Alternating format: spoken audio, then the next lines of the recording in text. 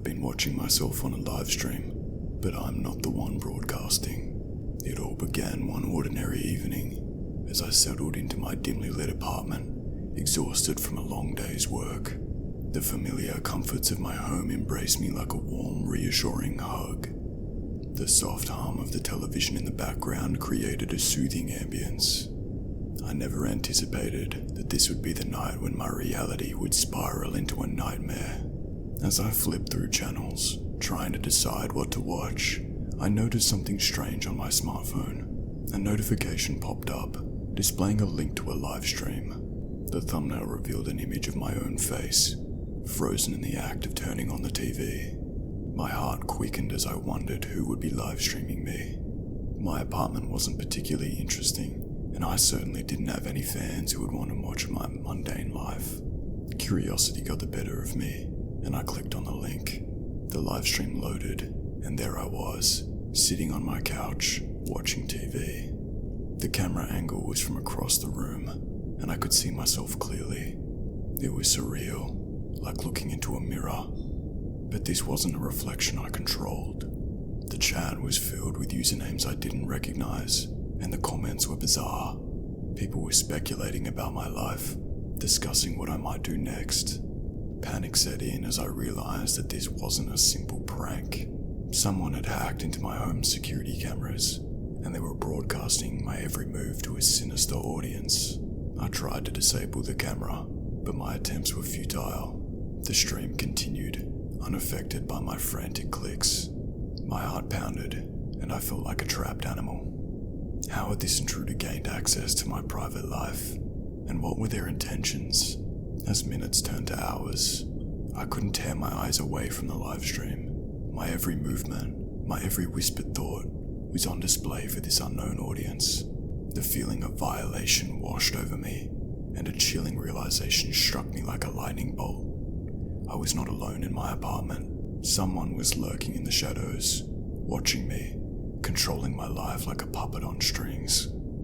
Fear gripped me as I whispered to myself, I've been watching myself on a live stream, but I'm not the one broadcasting. It was the beginning of a nightmare that I couldn't escape, and I had no idea what horrors lay ahead in this twisted game of cat and mouse. With every passing moment, the live stream continued its eerie broadcast of my life, leaving me feeling exposed and powerless. My mind raced with questions, but answers were elusive. Who was behind this twisted invasion of my privacy, and why had they chosen me? As I watched myself on the screen, I noticed that my actions were not entirely my own. It was as though I was merely a marionette, with invisible strings pulling me in strange and unsettling directions. I raised a trembling hand to my face, watching it mimic the movements of the intruder. They were controlling my body, my voice, and my actions with a malevolent finesse that sent shivers down my spine. The viewers in the chat room grew more sinister, demanding that I perform increasingly bizarre and disturbing tasks.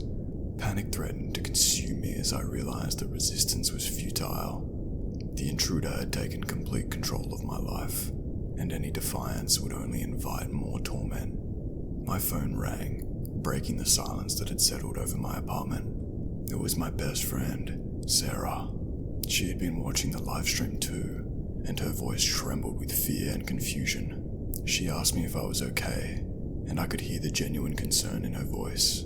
I don't know what's happening, I whispered, unable to share the full extent of my terror over the phone. Sarah told me she was coming over, and I pleaded with her not to.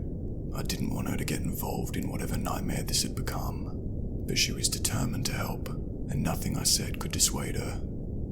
As I hung up the phone, I heard a faint rustling in the hallway outside my apartment door. It was a sound I had become all too familiar with, the sound of someone moving quietly and deliberately.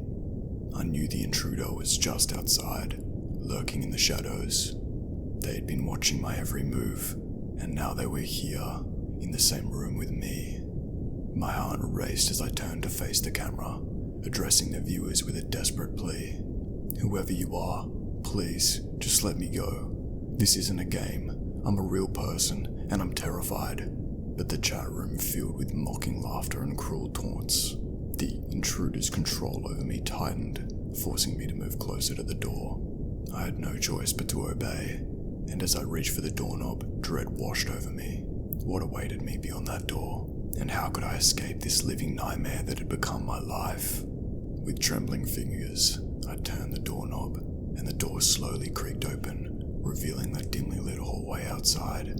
Shadows danced eerily on the walls, and a chill ran down my spine as I stepped into the unknown. The intruder's control over me was unrelenting, guiding my every step. As I ventured further down the hallway, my apartment door closed behind me with a resounding thud. I was now completely cut off from the safety of mine own sanctuary, trapped in the heart of this nightmare. The livestream continued to broadcast my every move, and the viewer's sinister demands grew even more depraved. I reached a staircase, and the invisible force that compelled me urged me to descend into the pitch-black abyss below. The darkness seemed to swallow me whole, and I felt an overwhelming sense of dread.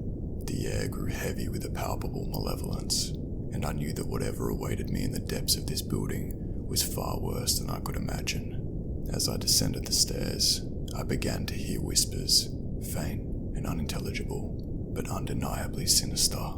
The voices seemed to emanate from the walls themselves, as if the very building was alive with malevolent intent. The further I descended, the louder the whispers became, and the more they seemed to mock and taunt me. Finally, I reached the basement, a place I had never ventured before. The room was shrouded in darkness, save for a single flickering light bulb that cast eerie, elongated shadows on the damp concrete walls. My heart pounded in my chest as I looked around, realizing that I was not alone. In the dim light, I saw a figure, cloaked in darkness, standing in the corner of the room. I couldn't make out their features, but I could feel their malevolent presence. The intruder had led me here, to this ominous and forsaken place, and I had no control over my own actions. The figure began to move toward me, and I could do nothing to resist. Their laughter echoed through the basement, a chilling and sadistic sound that sent shivers down my spine. I was trapped, a pawn in their horrifying game. As they drew closer, the truth became horrifyingly clear. The person behind the livestream was not merely content with invading my privacy. They sought to torment me, to break me, to unleash unspeakable horrors in my life.